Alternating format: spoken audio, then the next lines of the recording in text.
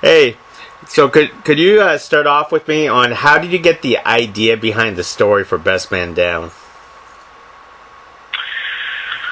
Well, I had heard like sort of a rumor, like a friend of a friend of a friend, where somebody had died at a destination wedding, and I just sort of felt like in this day and age we so quickly sort of attach that nugget to who that person was, and in a broader sense, you know, we all become that one sort of tagline in this digital age that we're in, right? Like, you're the guy who died at the wedding, or she's the girl who, you know, her dress ripped down the aisle, or whatever. It doesn't have to be the context of a wedding.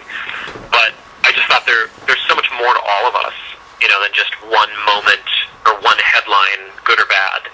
And we've been doing it all, you know, we've been doing it for so long to celebrities, but now in this era of Facebook, we do it to our friends and our family, and everyone becomes that, you know, those 57 characters or whatever, you know, however many characters you're going to have in a tweet, right? Yeah. And so I just was trying to think of, like, you know, who else, I wonder what else was going on in this guy's life, and I just sort of just, like most of my ideas, I kind of wake up in the middle of the night and just start writing down notes, and I just sort of wanted to write a sort of a very surprising little character study about who that guy might have been. So how did you approach that that the guy was from Minnesota, you know, basically having a heart condition and all this kind of stuff? Well, for this particular story, I had a lot of it in my head before I sat down to write it, which isn't always the case. But I didn't. I usually actually do enjoy working off an outline and everything, and I didn't in this case because I was kind of almost intentionally trying to do something a little quirkier. And sometimes when you work off an outline, it stunts creativity a little bit. It's very efficient. It's a very efficient way to work because you know what your end result is going to be. But it can also be a little bit stifling. And this was going to be, for me, not a big studio movie. It wasn't something I was trying to sell to Universal Studios or something. So I could afford to be a little sort of nuttier about my process. And I just sort of let the creative juices flow. And I'm from Minnesota, so the whole setting as a character, as it were, you know, really was writing a postcard to my hometown.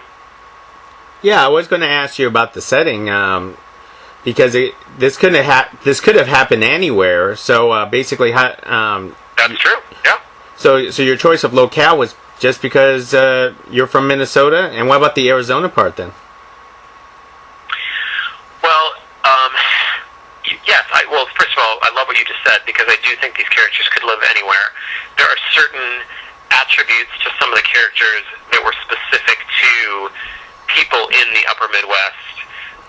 There's this thing called Minnesota nice, where people are very, very nice there, and Minnesota is a very open, friendly, Scandinavian-derived community in its history, but it also tends to be a society that's very aware of itself.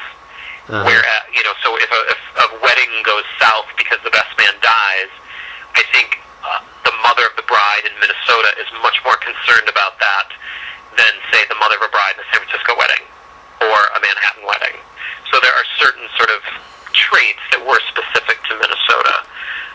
But it's also just an interesting place that rarely gets time on screen. And so it wasn't just completely random to my hometown. It was, you know, there's interesting things that go with that lifestyle, whether it's ice fishing or, you know, snowy flights or dying to go to Arizona just because it's warmer.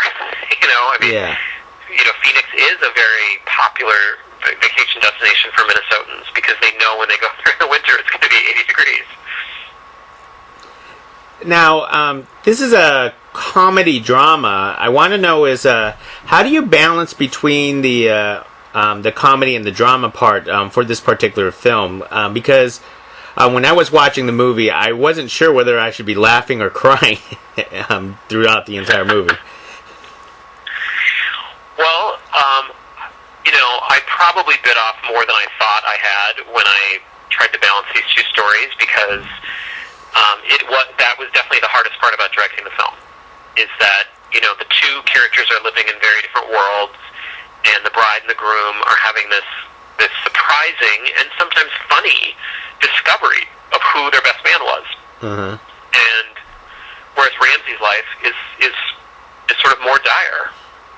And if I took the tone of one of those stories too far in one direction, it would sort of take the whole movie off balance.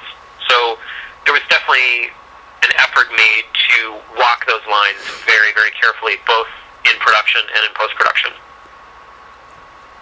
Absolutely. Could you tell me about the actor that you recruited for the film? Who you actually got, and I want to let you know I didn't even recognize Shelley Long in the movie. Oh. Yeah, it's been a while since she's been in a feature. Was there a particular actor you wanted me to talk about, or the whole cast? Or? No, just tell me how you got them on board and so on. The whole. Oh, well, the first person to come on board, and it was actually a couple of years before we made the movie, was Tyler Labine for Lumpy. I had seen his work on television, and he just embodied who I thought Lumpy would be. There were a lot of very funny actors out there, and I just knew he would sort of break your heart in a way that Lumpy does. And but the movie came together in terms of financing very quickly. So we were really very fortunate to get the actors that we got, and casting Justin was an interesting idea because he's so well known for his comedy work, and the role isn't necessarily always funny. I mean, he's dealing with this character is dealing with a lot. He's dealing with a very unhappy bride who's sort of her dream is shot, and the loss of an old friend, and Justin handles those dramatic moments so beautifully, and I think people are constantly coming up to me saying, "Oh, I didn't know he did that. I didn't know he did dramatic work," and he's so good at it. But then he also has that ability to layer in the funny when it's appropriate, and it feels real to the character. Yeah. And Jess, I had known Jess Weixler's work. She's done a lot of indie film.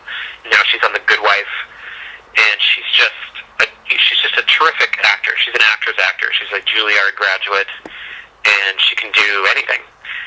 And then Addison Timlin, who plays Ramsey and really steals the movie for a lot of viewers, is somebody who has acted her whole life, and I was not familiar with her work, and she was 19 when we made the movie, and she just embodied that character, and she and Tyler Labine had a very special chemistry and worked a lot together to sort of make that Lumpy Ramsey relationship real.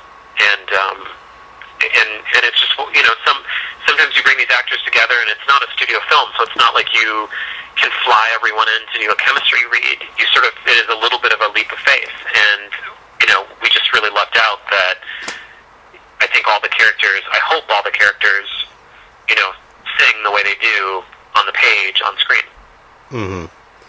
Now, this being your first directorial debut for a feature film, what was the greatest challenge for you? Well, the tonal issue that we just talked about was not, like I said, it was probably more than I thought I was biting off initially.